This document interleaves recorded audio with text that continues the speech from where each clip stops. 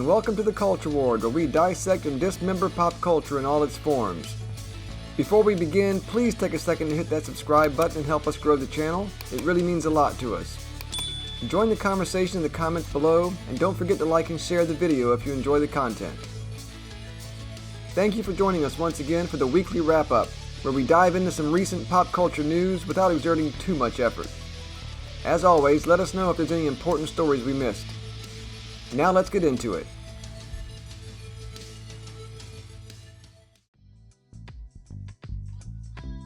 On June 26, 1997, an unknown British author by the name of Joanne Rowling published a young adult fantasy adventure novel called Harry Potter and the Philosopher's Stone, later modified for us dumb Americans to the Sorcerer's Stone. Much to her surprise, it would grow into the best-selling book series in the history of civilization. 6 additional novels followed over the next decade, with combined sales eventually topping 600 million units and touching off a multimedia empire and global cultural phenomenon. Very early in the series, the film rights were bought by Warner Brothers, and from 2001, with the release of Harry Potter and the Sorcerer's Stone, to 2011, with the release of Harry Potter and the Deathly Hallows Part 2, 8 total films were released. The movies, too, would break records, earning over $7 billion at the box office, and becoming one of the highest-grossing movie franchises in history. And the films were generally well received by critics, the general public, and even hardcore Potter fans. The casting, especially for the adult characters, was damn near perfect, with iconic roles like Robbie Coltrane as Hagrid, Maggie Smith as Professor McGonagall, and Alan Rickman as Professor Severus Snape. Now, the films weren't without their criticisms. One of the primary gripes was the inability of the films to maintain perfect fidelity to the books, especially in the later installments when the books were much longer than the first few. Now, this criticism was generally tempered, however, because everyone appreciated that the movies couldn't have all the details from the books while still being manageable in length and scope.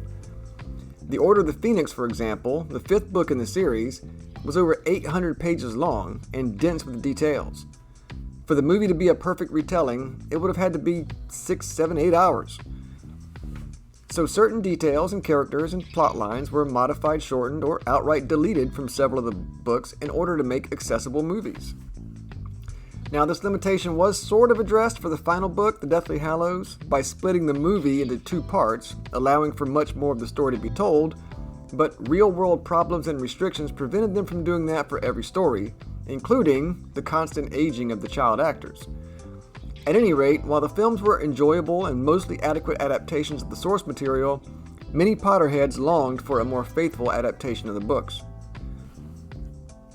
Prayers were ostensibly answered in 2023 when Warner Brothers announced that a Harry Potter series had been ordered by HBO, featuring an entirely new cast and designed to focus each season on a single installment in the book series. Further details emerged, assuring fans that the series would be a faithful adaptation. However, when casting news began leaking, some people began questioning their commitment to fidelity. While most of the casting announcements had been positively received, such as John Lithgow as Albus Dumbledore, Nick Frost as Hagrid, and Janet McTeer as Professor McGonagall, for instance, one casting choice in particular has kind of pissed off a lot of people: Papaa Esiedu as Severus Snape. I did a video a couple months back about why Esiedu is a terrible choice for Snape, so I won't completely rehash it here, but a shortened version is necessary for context. First, the character of Snape was explicitly described as an unattractive, pale, sallow-skinned man with a hooked nose and curtains of greasy black hair, often appearing the color of sour milk, or occasionally as marble white, none of which can be used to describe Papaa Esiedu. But even putting aside the explicit physical description of the character in the books, as well as the iconic portrayal of Snape by Alan Rickman in the films, there are unfortunately many problems that arise from a narrative perspective as well, especially considering the way many of the other characters interact with Snape throughout the story. In context, race-swapping the character will have unavoidable implications on the story of both Snape himself and several of the main characters. In other words, suffice it to say, there are many valid criticisms of casting a black person to play this explicitly white character. However, as unsurprising as the evening sunset or the broken promise of a politician, every valid criticism is being ignored by the big-brained Hollywood crowd, and claims of racism are being hurled at anyone who objects. Because of course they are. Most recently, Jason Isaacs, who played Lucius Malfoy in the original Harry Potter film series, spoke up. Harry Potter film star Jason Isaacs calls out racist fans over Papaa Esiedu's Snape casting backlash. Jason Isaacs is not here for the backlash over the casting of Papaa Esiedu in the role of Severus Snape in the Harry Potter series. The White Lotus Season 3 star, who starred in the original Harry Potter franchise as Lucius Malfoy, and in a recent interview, called out fans who have an issue with Esiedu taking on the role of Snape. He said, quote, "Papaa Esiedu is one of the best actors I've ever seen in my life. I've seen some people online who are being rude about him. What they're being is racist," Isaac said in an interview with Collider. "All the cast of the new Harry Potter TV series are amazing. They will be swallowing their tongues, hopefully, their digital tongues, when they see what Papa does on screen." The chatter on social media shifted to anti-trans activist and author J.K. Rowling as fans questioned her stance on the Esiedu casting. Quote, "I don't have the power to sack an actor from the series, and I wouldn't exercise it if I did," Rowling posted on X, the microblogging platform formerly known as Twitter and now owned by Elon Musk. Quote, "I don't believe in taking away people's jobs or livelihoods because they hold legally protected beliefs that differ from mine." Goes on to say Alan Rickman portrayed the role of Snape in the original Harry Potter films. We know all that stuff. So, really short article where he just summarily brands everybody racists because Papaa Esiedu is a great actor. Okay. Just so superficial and stupid.